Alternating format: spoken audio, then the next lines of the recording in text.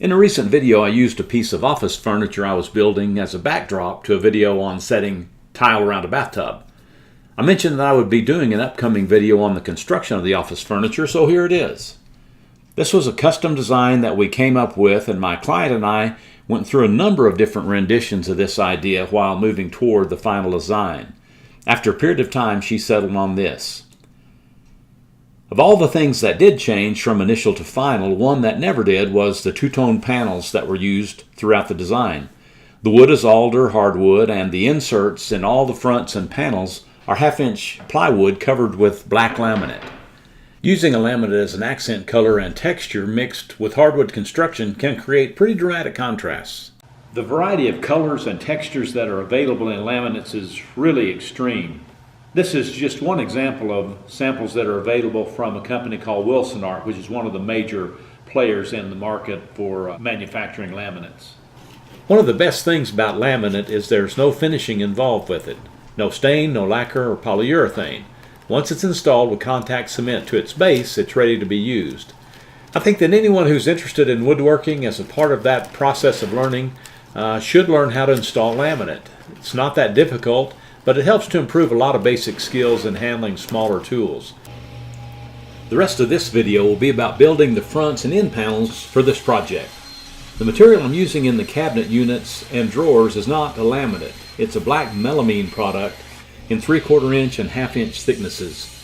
If you're wondering why I'm not using that for the panel inserts, the reason is the black surface on the melamine is not very durable. It scratches easily, and even in handling it while cutting, it's very easy to scratch just by sliding across other surfaces. Most of the time, small imperfections are not noticeable inside cabinets and drawers and can be touched up easily as needed. The laminate works much better on the drawer fronts and end panels that are fully exposed to view because not only is the color perfectly consistent, but it's a much tougher surface.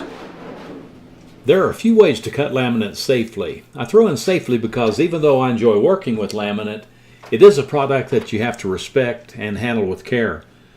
The factory edges are squared and so are not particularly sharp, but once you begin cutting it and handling it, all those edges are like razor blades. If you happen to break a piece, those edges are like broken glass. I prefer to cut laminate on a concrete floor with a long straight edge. I use a scoring blade that is readily available at the major stores.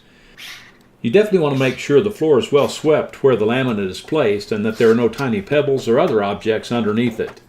Stepping on something that is underneath the laminate will come right through the surface.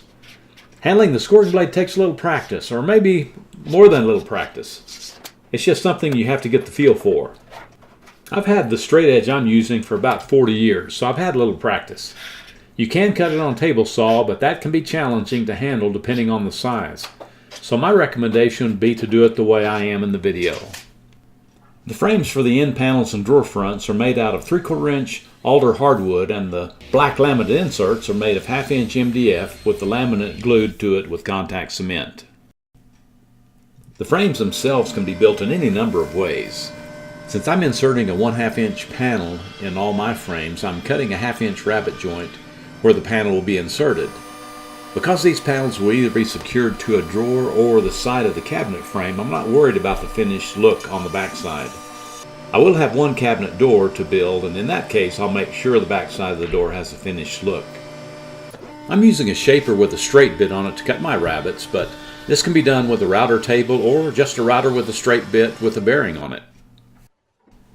As far as joining frame pieces, I'm using Festool domino cutter, but biscuits or dowels will work equally well. You can use pocket holes and screws in this case, since the back sides of the panels won't be seen. Once the frames are glued up, I prep them for staining using 100 grit, 220 grit, and finishing with 320 grit sandpaper. I then apply stain using a foam brush and wipe it down using rags. I never use a dry rag to wipe down a freshly stained piece initially. I find that if I use a rag that is damp with stain, I'm able to get a consistent application of the stain as I wipe. I've become a big fan of spraying a Minwax product called polyacrylic. It has a lot of the benefits of lacquer but without the smell. It dries quickly and is much more durable than lacquer. Now back to our laminate inserts and getting them ready to go. After the base pieces the laminate will be glued to are cut to size and test fitted in the frames, all that's left to do is break open the contact cement and start spreading it around. Word of caution about contact cement. I know there are many types on the market, but I have just had the best results using the flammable version. In addition to being highly flammable, it smells horrible and it will make you sick. So don't mess around with this stuff. Use it in well ventilated areas and either with a fresh air mask or a mask with filters that make sure you don't get the fumes off this product into your lungs. If you're in a place where fumes are going to collect, make sure there are no open flames anywhere in the area. Beyond that, don't worry about a thing. With contact cement, you apply an even coat to both surfaces that are going to be joined.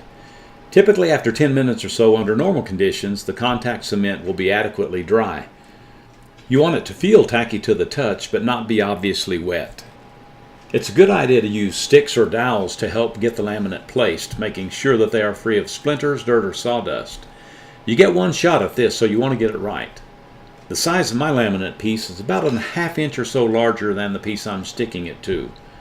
Once you get your laminate positioned where you want it, then pull out one of the center sticks and press the laminate against the base piece. Work from the center out and pull the remaining sticks out while pressing the laminate down. Take a roller and carefully run it across the laminate, making sure everything is making good contact with the base surface. Now I take a router with a trim bit with a bearing and cut off the excess laminate. Depending on the use of your laminate, you may want to use specific bits to trim particular pieces, but in this case it doesn't matter because the edge will be inside the rabbet cut in the frame. Finally, I knock off the sharp edge with a file just to make it easier to handle. These inserts can be glued into the frames now, and the panels are ready for use. I typically use clear silicone for this type of application. Next video we will install the panels and fronts to this file cabinet and go through the process of building the base, box, and file drawers from start to finish.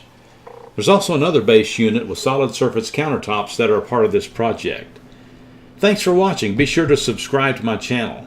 There's always something going on at Dobbs Workshop, so be sure to check back every week or so.